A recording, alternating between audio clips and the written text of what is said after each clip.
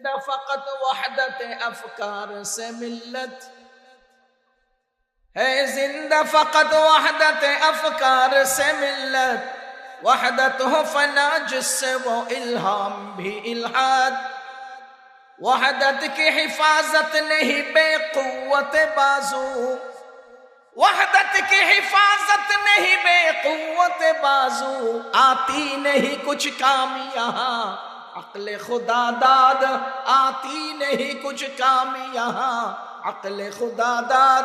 ऐ मर्द खुदा तुझको वो कुव्वत नहीं हासिल, ऐ मर्द खुदा तुझको वो कुव्वत नहीं हासिल, जा बैठ किसी गार में अल्लाह को कर याद, जा बैठ किसी गार में अल्लाह को कर याद। मिस्कीनियों महकूमियों नौमीदिए जावेद, जिसका ये तसव्वुफ हो वो इस्लाम में कर इजाद। मुल्ला को जो है हिंद में सजदे की इजाजत, मुल्ला को जो है हिंद में सजदे की इजाजत, नादा ये समझता है कि इस्लाम में है आजाद, ना दाय समझता है कि इस्लाम में है आजाद। বর্তমান বিশ্ব মুসলিম মজলুম কেন? সারা দুনিয়াতে মুসলমানরা আজকে আক্রমণের শিকার, কথা বলেন ঠিক কিনা? সারা দুনিয়ার মুসলমান আজ আক্রমণের শিকার। এই আক্রমণ একমুখী নয়, চতুর্মুখী। কোথাও মুসলমান শারীরিক আক্রমণের শিকার, কোথাও মুসলমান মানসিক আক্রমণের শিকার, কোথাও মুসলমান আখলাকি আক্রমণের শিকার, কোথাও মুসলমান আমলি আক্রমণের শিকার, কোথাও মুসলমান অর্থনৈতিক আক্রমণের শিকার, কোথাও মুসলমান চিন্তা চেতনায় আক্রমণের শিকার। তার অর্থ হলো সারা বিশ্বব্যাপী আজ চতুর্মুখী মুসলমান আক্রমণের শিকার। কেন? কারণটা কি? এক একজন এক একটা কারণ বর্ণনা করবেন, এক এক আঙ্গিকে এক একটা কারণ উল্লেখ করতে পারি। আমি আমার অভিজ্ঞতা থেকে, আমার লেখাপড়া এবং দুনিয়ার ভ্রমণের বর্তমান মুসলমানদের পরিস্থিতি থেকে আমি বলতে পারি, মুসলমান আজকে নির্যাতিত আর মজলুম হওয়ার একমাত্র কারণ মুসলমানদের ইসলামের, মুসলমানদের শরীয়তের অনন্য একটা বিধান, জিহাদ মজলুম। এজন্য মুসলমান মজলুম। মুসলমান মনে রাখো, জিহাদ যদি আবার তার স্বকীয়তা নিয়ে দাঁড়াইতে পারে, খোদার কসম বদরে যেমন মুসলমান মাথা উঁচু করেছে, জিহাদ যদি দাঁড়াইতে পারে, সারা দুনিয়ার বাতিল মুসলমানের পায়ে সেজদায় লুটে পড়তে বাধ্য হবে।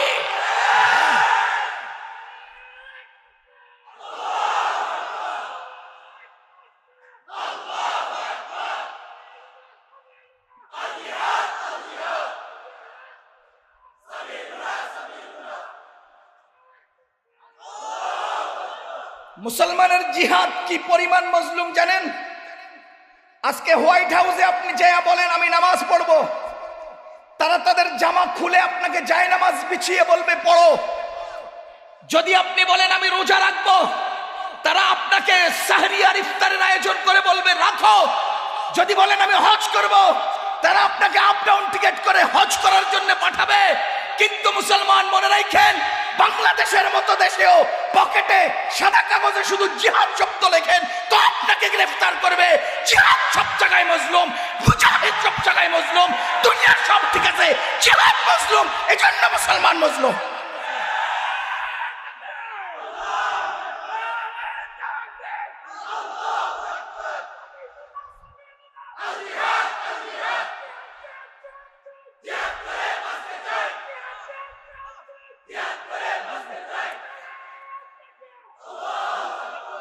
আফগানিস্তানে জিহাদ হয়েছে, আফগানিস্তানে পৃথিবীর সুপার পাওয়ার লেজ গুটিয়ে পালাতে বাধ্য হয়েছে।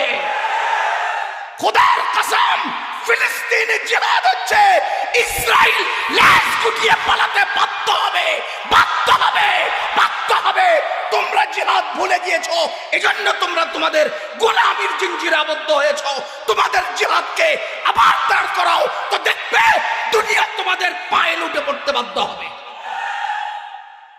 আল্লামা ইকবাল বলেছে, আমি শুরুতে আপনাদের সামনে যে শায়েরগুলো পড়েছি, मुल्ला को जो है हिंद में सजदे की इजाजत, ए मुल्ला को हिंदुस्तान सेजदार अनुमति पाया, नादा ये समझते हैं कि इस्लाम है आजाद। सेजदार अनुमति पाया মনে করতেছে ইসলাম আজাদ হয়ে গেছে। আরে শুধু সেজদা দিয়ে ইসলাম আজাদ হয় না, শুধু রোজা দিয়ে ইসলাম আজাদ হয় না, শুধু হজ দিয়ে ইসলাম আজাদ হয় না। যেই দেশে ইসলাম পরিপূর্ণ আবাদ না হবে, প্রতিষ্ঠিত না হবে, সেই দেশে নামাজ পূর্ণতা নয়, ইসলামের পূর্ণতা নয়, হজ ইসলামের পূর্ণতা নয়। ইসলামের পরিপূর্ণতা আসতে হলে এক নম্বরে জিহাদ প্রতিষ্ঠিত হতে হবে। জিহাদ প্রতিষ্ঠিত না হলে সেখানে ইসলামের পরিপূর্ণতা আসবে না। কথা বুঝতেছেন আপনারা? এই কথাগুলো বুঝতে একটু সময় নেবে, কারণ জিহাদ শব্দটাকে ভয় পাইতে পাইতে পাইতে পাইতে পাইতে পাইতে পাইতে পাইতে পাইতে পাইতে আমাদের দেশের মুসলমানরাও জিহাদের নাম শুনলে পাত্তা পায়খানা করে দেয়। মুসলমানরাও এখন জিহাদের ভয় পায়। ও আল্লাহর বান্দাগণ, বলেন তো মুসলমান আজকে মজলুম কেন? মুসলমানদের এক অনন্য, অন্যতম, শ্রেষ্ঠতম ইবাদত জিহাদ মজলুম। কথা বুঝতেছেন আপনারা? আমি খুব সংক্ষিপ্তভাবে বলছি, জিহাদ কি? জিহাদ আপনি বলতে পারেন আরো অনেক কারণ। আজকে মুসলমান কোরআন ছেড়ে দিয়েছে, এই জন্য মুসলমান মজলুম।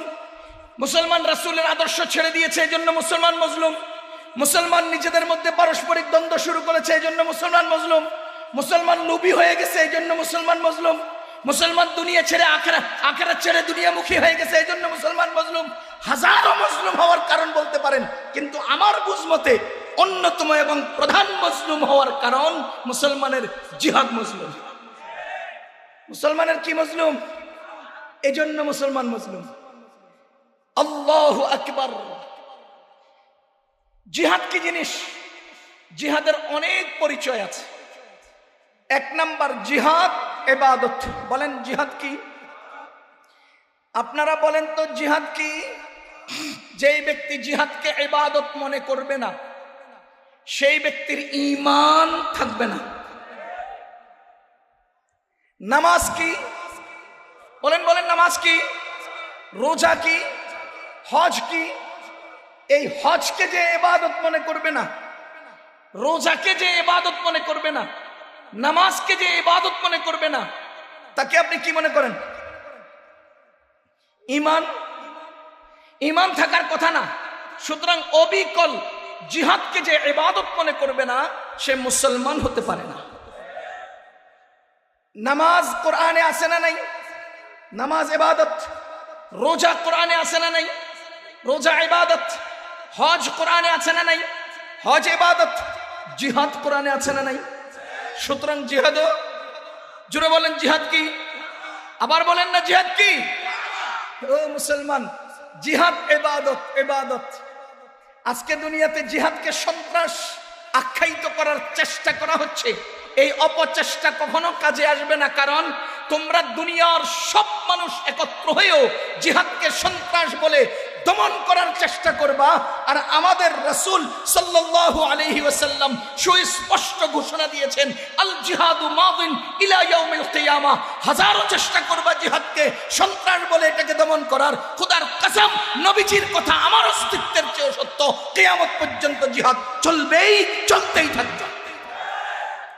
সুতরাং জিহাদকে বন্ধ করার কোনো যুক্তি নাই, কোনো সুযোগ।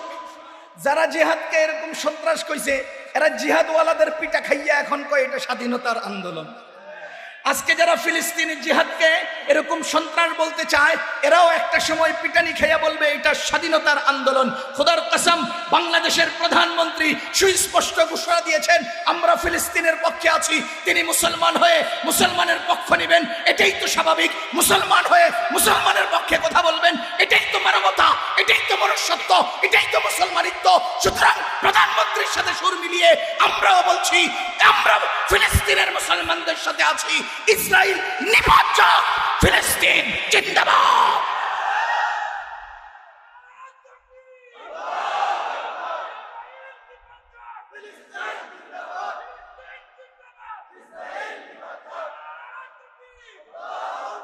দ্বিতীয় নাম্বার জিহাদ রহমত। বলেন জিহাদ কি? প্রথমটা কি বললাম? ইবাদত। দ্বিতীয় নাম্বার জিহাদ কি? রহমত। জিহাদ কিভাবে রহমত? আমি আপনাদেরকে জিজ্ঞেস করতে চাই, আল্লাহ প্রদত্ত কোন গজব যদি দুনিয়াতে আসে, শুধু কি এক দুইজন ধ্বংস হয় না পুরো জাতি? শুধু কি মানুষ ধ্বংস হয় না জীবজন্তু? শুধু কি অপরাধীরা মরে না নিরপরাধরাও মরে? তাহলে আল্লাহর পক্ষ থেকে কোনো গজব যদি দুনিয়াতে আসে, যেমনি ভাবে সব মানুষের আক্রান্ত হয়, জায়গা জমিন আক্রান্ত হয়, পশুদের আক্রান্ত হয়, গাছগাছালি আক্রান্ত হয়, খোদার কসম করে বলছি আল্লাহ প্রদত্ত গজবে বহু বহু জাতি ধ্বংস হয়েছে। আপনারা জানেন কওমে সামুদের কথা, তারা কিভাবে ধ্বংস হলো? কওমে আদের কথা, তারা কিভাবে ধ্বংস হলো? কওমে হুদের কথা, তারা কিভাবে ধ্বংস হলো? কওমে লূতের কথা, তারা কিভাবে ধ্বংস হলো? এইভাবে সুস্পষ্টভাবে বলছি, কোরআনে বর্ণিত সেই কওমদেরকে আল্লাহ যে আযাব দিয়ে ধ্বংস করেছে, মুহাম্মদুর রাসূলুল্লাহর কোন উম্মতকে কিয়ামত পর্যন্ত আল্লাহ সুনির্দিষ্ট কোন আযাব দিয়ে হঠাৎ রাতারাতি ধ্বংস করবেন না। এজন্যই আল্লাহ কোরআনে জিহাদের বিধান দিয়েছেন। কেন? যাতে ওই বিস্ফোরণগুলোর অপারেশন হয়, সাধারণ জনগণ বেঁচে যায়। এবার বলেন, জালিমদের জুলুমের কারণে আযাব নাজিল হয় কিনা? অত্যাচারের কারণে গজব নাজিল হয় কিনা? ইতিপূর্বের জাতিরা ধ্বংস হয়েছে গজবে, এই উম্মত গজবে ধ্বংস হবে না। এজন্য এই দুনিয়ার জালিমদের মাথা কেটে দেওয়ার জন্য, এই দুনিয়ার জালিমদের বিস্ফোরা অপারেশনের জন্য আল্লাহ তাআলা জিহাদের বিধান নাজিল করেছেন, যাতে করে জালিমদেরকে খতম করে সাধারণদেরকে বাঁচিয়ে দেওয়া যায়। ওই জালিম ধ্বংস করো, সাধারণদেরকে বাঁচিয়ে দাও। জালিমদেরকে ধ্বংস করো, জনগণকে বাঁচিয়ে দাও। জালিমদেরকে ধ্বংস করো, গবাদি পশুকে বাঁচিয়ে দাও। জালিমদেরকে ধ্বংস করো, গাছগাছালি বাঁচিয়ে দাও। জালিমদেরকে ধ্বংস করো, দেশ দুনিয়া বাঁচিয়ে দাও। খোদার কসম, যদি জিহাদ না থাকতো আযাবে তোমার গরু ছাগল মরতো। যদি জিহাদ না থাকতো আযাবে তোমার ছেলে মেয়ে মরে যেত। যদি জিহাদ না থাকতো আযাবে তোমাদের মা বাবা মরে যেত। যদি জিহাদ না থাকতো তো দুনিয়া উলট পালট হয়ে যেত। জিহাদ আছে বলে দুনিয়া বেঁচে আছে। সুতরাং জিহাদ রহমত। জিহাদ কি? জিহাদ কি? রহমত। কার কারণে সিন্নি খাইলি মোল্লা বুঝলি না? কার কারণে সিন্নি খাইলি মোল্লা চিনলি না? ইসলামের জিহাদ আছে বলে তোদের দুনিয়ার তোদের রাজত্ব আছে। ইসলামের জিহাদ আছে বলে আজ পর্যন্ত ইসরায়েলের উপরে আসমানি গজব নাজিল হয় না। জিহাদ আছে বলে আমেরিকার উপর গজব নাজিল হয় না। জিহাদ আছে বলে ইন্ডিয়ার উপর গজব নাজিল হয় না। যদি জিহাদের বিধান না থাকতো তো মসজিদ ধ্বংস করার পরিপ্রেক্ষিতে তোদের উপরে আযাব নাজিল হতো। যদি জিহাদ না থাকতো তো আলেম ওলামার সাথে বেয়াদবির কারণে তো রাতারাতি ধ্বংস হতো। এজন্য আল্লাহ জিহাদের বিধান রহমত হিসেবে নাজিল করেছেন। কথা বুঝতেছেন নি আপনারা? এবার বলেন তো জিহাদ কি? রহমত। এখন প্রশ্ন হলো জিহাদ কেন? বলেন তো জিহাদ কেন? আপনাদের বাংলাদেশ একটা দেশ কিনা? বলেন একটা দেশ কিনা? এই দেশটা কি ধ্বংস হোক চান না বেঁচে যাক চান? কয়েন ধ্বংস হোক চান না বেঁচে থাকুক চান? এবার বলেন তো ইসলাম একটা জগৎ কিনা? এই জগৎ ধ্বংস হোক চান না বেঁচে থাকুক চান? আরে কথা কয় না। পৃথিবীর সমস্ত মানুষ চাইতে হবে যে ইসলাম নামক জগৎ বেঁচে থাকুক। সে পৃথিবীর সমস্ত রাষ্ট্র চায় বাংলাদেশ নামক দেশ বেঁচে থাকুক। এবার আপনারা বলেন, বাংলাদেশ নামক দেশকে বাঁচিয়ে রাখার জন্য বহিরাগত বর্ডারের অপর প্রান্ত থেকে হালাকুখানদের আক্রমণ যদি ঠেকাইতে হয়, বহিরাগত বর্ডারের অপর প্রান্ত থেকে কারো যদি আক্রমণ ঠেকাইতে হয়, তো বাংলাদেশের ভেতরে প্রশিক্ষিত সেনাবাহিনীর দরকার আছে না নাই? বহিরাগত আক্রমণ রক্ষা করার জন্য, আক্রমণকে ঠেকিয়ে দেশ রক্ষা করার জন্য বিমান বাহিনীর দরকার, নৌবাহিনীর দরকার। এই বাহিনীগুলো কেন প্রশিক্ষণ দিবে? ভারী অস্ত্র চালানো প্রশিক্ষণ দেবে কেন? ওই সব অস্ত্রের মোকাবেলায় যুদ্ধ করে দেশকে বাঁচানোর জন্য। তেমনি ভাবে ইসলাম নামক জগৎ রক্ষা করার জন্য শয়তানদের আক্রমণ থেকে দেশকে, জগৎকে, ইসলামী রাষ্ট্রকে, ইসলামী বর্ডারকে, ইসলামী তাহজিব তামাদ্দুনকে বাঁচিয়ে রাখার জন্য ঠিক তেমনি ভাবে বাহিনীর দরকার, যারা সশস্ত্র মোকাবেলায় প্রশিক্ষণ গ্রহণ করবে। এজন্যই বলছি, মুজাহিদ ততদিন থাকবে, ইসলাম যতদিন থাকবে। বাংলাদেশ যতদিন আছে বাংলাদেশের সেনাবাহিনী থাকবে না? না। ইন্ডিয়া যতদিন আছে ইন্ডিয়ান সেনাবাহিনী থাকবে না? পাকিস্তান যতদিন আছে পাকিস্তানের সেনাবাহিনী থাকবে কিনা? কেন? বহিরাগত আক্রমণ থেকে দেশকে বাঁচানোর জন্য। এবার আপনি বলেন, বহিরাগত আক্রমণ থেকে ইসলামকে রক্ষা করার জন্য এরকম সেনাবাহিনীর দরকার আছে না নাই? তোমার দেশের সেনাবাহিনীর যেমন দরকার, আমার ইসলামের তেমনি তার চেয়ে শক্তিশালী সেনাবাহিনীর দরকার। এবার বলেন, বাংলাদেশের বহিরাগত অনুপ্রবেশ ঠেকানোর জন্য, ভেতরের অন্যায় পাচার ঠেকানোর জন্য দেশের চারদিকে বর্ডারে পাহারাদার আছে না নাই? এদেরকে কি বলে? বর্ডার গার্ড, বাংলাদেশ, বিজিবি, এক এক রাষ্ট্রের এক এক নাম। এবার আপনি বলেন, বাংলাদেশ নামক দেশের পাহারাদারির জন্য বিজিবি আছে না নাই?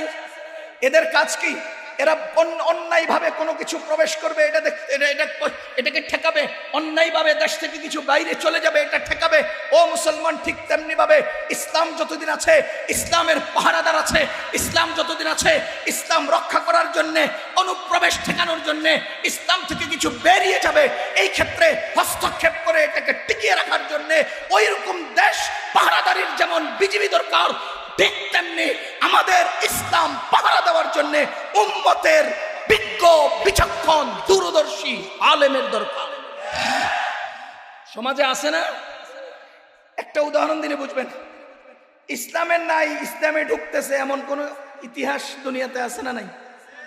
আপনাদের জানা মতে বাংলাদেশের বর্ডারের বাহির থেকে অন্যায় কিছু প্রবেশ করে কিনা? আরে কথা কয় না, করে কিনা? আগেকার সময় আম, কাঁঠাল, জাম ইত্যাদি ঢুকতো। এখন তার কাটার বাউন্ডারি দিয়া আম, কাঁঠাল ঢুকে না, শুধু ফাঁকে দিয়ে টাকা যায়, উপর দিয়া বস্তা আসে। কথা বুঝতেছেন? বুঝেন? আমার এক চাচা সম্পর্কে অনেক ছোট্টকালের গল্প। ওনার এক চাচাতো ভাই, আমার সম্পর্কে চাচা আমাদের সমবয়সের, ওনার এক চাচাতো ভাই ক্যারাম খেলতেছে, ক্যারাম বোর্ড খেলতেছে। তো সে একসাথে আমরা দুজনে হাইটে আসতেছি, সে বলতেছে যে ও ক্যারাম বোর্ড খেলতেছে, ওর বাপের লাগামো। আমাদের দেশে লাগামো মানে জানামো, ইনফরমেশন করবো, তাকে বলে দেব। সেকেন্ডের মধ্যে সে ডিসিশন চেঞ্জ করছে। সে বলে না, কইতাম না, এতে নষ্ট হয়ে যাক। ওয়াল্লাহ আমার কানে এখনো আওয়াজটা বাজতেছে। সে প্রথম কি বললো, ও ক্যারাম খেলতেছে, তার বাপের লাগামো। এরপরে সাথে সাথে কি বললো, না বলবো না, ও নষ্ট হয়ে যাক। আমাদের পার্শ্ববর্তী রাষ্ট্রের লোকেরা আমাদেরকে আম, কাঁঠাল আর খাওয়ায় না, আমাদেরকে গরু ছাগল আর ঠিক মতো খাওয়ায় না, আমাদের থেকে ইলিশ মাছ দিলেও পেঁয়াজগুলো দেয় না, কিন্তু ঠিকই বস্তায় বস্তায় বোতল পাঠায়। ওরা নষ্ট হয়ে যাক, ওরা কি হয়ে যাক। এজন্য মুসলমান, আজকে আমাদের ওখানে কিছুই আসে না, শুধু বোতল আসে আর বোতল আসে। কথা ঠিক কিনা? তো আমাদের দেশে অন্যায়ভাবে কিছু ঢুকে কিনা? বলেন ঢুকে কিনা? বিজিবি পাহারা দেয়, বিজিবি পাহারা দেয়, বিডিআর পাহারা দেয়। তাদের পাহারাদের ফাঁকে ফাঁকেও অন্যায় কিছু ঢুকে। বিজিবি ভিতর থেকে কিছু বাহিরে যাওয়ার সুযোগ দিতে চায় না, পাহারা দেয়, এরপরে অন্যায়ভাবে বাহিরে চলে যায়। এখানে বিজিবির কোনো দায় নাই, কারণ তারা তাদের চৌকস পাহারাদারির চেষ্টা করে। এরপরে অন্যায়ভাবে ওই ব্ল্যাকে যারা করে তারা এগুলোকে ঢুকায় বাইর করে। ঠিক তেমনি ভাবে আমাদের ইসলাম থেকে যেগুলো বাইর হতে চাচ্ছে, আমাদের উলামায়ে কেরাম গলা ফাটিয়ে আপনাদেরকে বলছে এগুলো বের হতে দিবেন না। ইসলামে প্রবেশ করছে, উলামায়ে কেরাম গলা ফাটিয়ে বলছে এগুলো ভিতরে ঢুকতে দিবেন না। ও মুসলমান, একটা উদাহরণ দিলে বুঝবেন। ইসলামের ঈদ হলো দুইটা, ইসলামের 3 নম্বর ঈদের কোনো জায়গা নাই। ইসলামের ঈদ হলো দুইটা, ইসলামের 3 নম্বর ঈদের কোনো জায়গা নাই। উলামায়ে কেরাম বলে যাচ্ছে ঈদে মিলাদুন নবী বিশ্বাস করা কুফরি, পালন করা ফাসিকি, এটা ঢুকতে দিবেন না, ঢুকতে দিবেন না, ঢুকতে দিবেন না। উলামায়ে কেরাম বলে দিচ্ছে ঈদে মিলাদুন নবী ইসলামে নাই, এটারে ঢুকাইতেছে কিনা? রাষ্ট্রীয়ভাবে পালন করে ঢুকাচ্ছে। পাকিস্তান থেকে মোল্লা হায়ার করে আইনে ঢুকায়, এই শোভাযাত্রার মাধ্যমে র্যালি কইরা ঢুকায়। উলামায়ে কেরামের পাহারাদারির ফাঁকে যদি ব্ল্যাকে তুমি ঢুকাও, আমাদের কোনো দায় আছে? বিডিআর বিজিবির কোনো দায় নাই, অন্যায়ভাবে ঢুকতেছে। ঠিক তেমনি ভাবে এরকম ঢুকা গেলে আমরা কি করবো? কিন্তু আমরা আপনাদেরকে পাহারাদারির জিম্মাদারি আদায় করে যাচ্ছি। 2 নাম্বার, ইসলামের তারাবির নামাজ কয় রাকাত? সবাই বলেন তো তারাবির নামাজ কয় রাকাত? এখন একটা মহল 12 রাকাত বাদ দিয়া 8 রাকাত বলে কিনা? তার মানে এরা আমাদের ইসলাম থেকে 12 রাকাত চুরি করে নিয়ে যাচ্ছে বর্ডারের বাইরে। আমাদের ওলামায়ে কেরাম সুস্পষ্টভাবে বলে দিচ্ছেন ইসলাম থেকে কোনো কিছু বাইরে নেওয়ার সুযোগ নাই, ইসলাম থেকে কোনো কিছু বাইরে নেওয়ার সুযোগ নাই। সুতরাং তারাবির নামাজ 20 রাকাত, 20 রাকাত সুন্নত, 20 রাকাত ওই সুন্নত, 8 রাকাত সুন্নত এটা ভুল, 8 রাকাত সুন্নত এই দাবি ভুল। সুতরাং মুসলমান ইসলামের ভিতরের নামাজ 3 রাকাত, 1 রাকাতের দাবি ভুল। এজন্য আমরা বলে দিচ্ছি ইসলামের ভিতর থেকে বাইরে নেওয়ার সুযোগ নাই। ওলামায়ে কেরাম পাহারাদারের জিম্মাদারি দিচ্ছে, আপনারা এরপরেও যদি ইসলাম থেকে 12 রাকাত তারাবি ছেড়ে দেন আমাদের কিছু করার নাই। ও মুসলমান, এবার বলেন দেশের ভেতরে উশৃঙ্খলতা রক্ষা করার জন্যে, নিয়ন্ত্রণ করার জন্যে আইন শৃঙ্খলা রক্ষাকারী বাহিনী আছে না নাই? যদি একটা দেশকে সুশৃঙ্খল রাখার জন্য আইন শৃঙ্খলা রক্ষাকারী বাহিনীর দরকার হয়, পুলিশ বাহিনীর দরকার হয়, আনসার বাহিনীর দরকার হয়, তো ইসলাম নামক জগতের ভেতরে সমস্যা তৈরি হলে সেগুলোর সমাধানের জন্য বিজ্ঞ ওলামায়ে কেরামের দরকার আছে না নাই? এজন্য ইসলামের ভিতরে বিজ্ঞ ওলামায়ে কেরাম আছেন। আপনাদের স্পেশাল পুলিশের একটা ফোর্স আছে আইন শৃঙ্খলা রক্ষা করার জন্য, আপনাদের স্পেশাল র্যাবের একটা ফোর্স আছে আইন শৃঙ্খলা রক্ষা করার জন্য। ঠিক তেমনি ভাবে মুসলিম দেশে, মুসলিম সমাজে, ইসলামিক জগতে, ইসলামের মধ্যে, ইসলামী জগতের মধ্যে, মুসলমানদের সমাজে অন্যায় উল্টাপাল্টা হয়ে গেলে সেগুলোর মীমাংসার জন্য বিজ্ঞ ওলামায়ে কেরামের ফতোয়া বোর্ড আছে, স্পেশাল ফোর্স আছে। এগুলো থাকার দরকার আছে না নাই? এবার বলেন আপনাদের দেশের দোকানে আগুন লাগলে কে নিভায়? আপনাদের দেশের গাড়িতে আগুন লাগলে কে নিভায়? আপনাদের দেশের বাড়িতে আগুন লাগলে কে নিভায়? ও মিয়া, আপনাদের স্বামী আর স্ত্রীর দুজনের মাঝখানে যখন আগুন লাগে কে নিভায়? কথা কয় না। যদি আপনার গাড়িতে আগুন লাগলে ফায়ার সার্ভিসের প্রয়োজন হয়, তো আপনার বাড়িতে আগুন লাগলে ফায়ার সার্ভিসের প্রয়োজন হয়। আপনারা জামাই আর বউয়ে একান্তে মানুষের সামনে রাগের মাথায় চিৎকার দিয়ে বউরে যে 3টা মাইরা দেন, এই আগুন নিবানোর জন্য প্রতি সপ্তাহে নিয়ে 2-4টা সাইন করা লাগে। সুতরাং এই আগুন কে নিবায়? ওলামায়ে কেরাম নিবায়। এই জাতীয় ওলামায়ে কেরামের স্পেশাল আগুন নিবানেওয়ালা ফায়ার সার্ভিস গোষ্ঠীর দরকার আছে না নাই? ঠিক তেমনি ভাবে একটা দেশ রক্ষার জন্য বহিরাগত আক্রমণ ঠেকাইতে যেমন বাহিনীর দরকার, আভ্যন্তরীণ শৃঙ্খলা রক্ষা করতে আইন শৃঙ্খলা রক্ষাকারী বাহিনীর দরকার, তেমনি ভাবে ভেতরে আগুন লাগলে নিবানোর জন্য ফায়ার সার্ভিসের দরকার, যেমনি ভাবে বর্ডার গুলো পাহারাদারের জন্য বিজিবির দরকার, ঠিক তেমনি ভাবে ইসলাম নামক জগৎ রক্ষা করার জন্য বহিরাগত শয়তানদের কোমর ভেঙে দেওয়ার জন্য ইসলামী মুজাহিদের দরকার, ভেতরগত মুফতিদের দরকার, আর পাহারাদার ওলামায়ে কেরামের দরকার। এই ইসলাম রক্ষার জন্য সশস্ত্র মুজাহিদের দরকার। এই জিহাদ কিয়ামত পর্যন্ত চলবে। বলেন জিহাদ কিয়ামত পর্যন্ত চলবে। এখন একটা প্রশ্ন, এই জিহাদ আমরা করব কিনা? বলেন এই জিহাদ আমরা করব কিনা? যদি না কইরা মরে যাই আমগো উপায়টা কি হবে? কথা বুঝতেছেন? এই প্রশ্নের জবাবে আমি বলবো জিহাদের 2 অবস্থা। বলেন তো জিহাদের কয় অবস্থা? 1 জরুরি অবস্থা, 2 সাধারণ অবস্থা। সবাই বলেন জিহাদের কয় অবস্থা? 1 জরুরি অবস্থা, 2 সাধারণ অবস্থা। আপনাদের এই কথাটা বোঝার জন্য আমি বাংলাদেশের স্বাধীনতার ইতিহাস 1 মিনিটের মধ্যে জিজ্ঞেস করতে চাই। 1971 সালে বাংলাদেশ স্বাধীন হয়েছে, এই কথার মধ্যে কোনো ভুল আছে? বাংলাদেশের দামাল সন্তানেরা, বাংলাদেশের মানুষেরা যেমনি ভাবে সেনাবাহিনী ছিল বাংলাদেশের ভেতরে, অস্ত্রধারী এবং প্রশিক্ষিত বাহিনী ছিল, তাদের সাথে সাথে বাংলাদেশের কৃষকরাও ইমার্জেন্সি প্রশিক্ষণ নিয়ে যুদ্ধ করেছিল। বাংলাদেশের ক্ষেত খামারের সাধারণ মুসলমান মানুষরাও যুদ্ধ করেছিল। ও আল্লাহর বান্দাগণ, 1971 ছিল বাংলাদেশের যুদ্ধের জরুরি অবস্থা। সেদিন বাংলাদেশের সকল নাগরিক যুদ্ধে সম্পৃক্ত হওয়া দেশ প্রেমের আলামত ছিল। ঠিক তেমনি ভাবে ইসলাম নামক জগৎ রক্ষা করার জন্য যদি ইসলামের জিহাদের জরুরি অবস্থা এসে যায়, তো একজন মুসলমান চুপ থাকার সুযোগ নাই।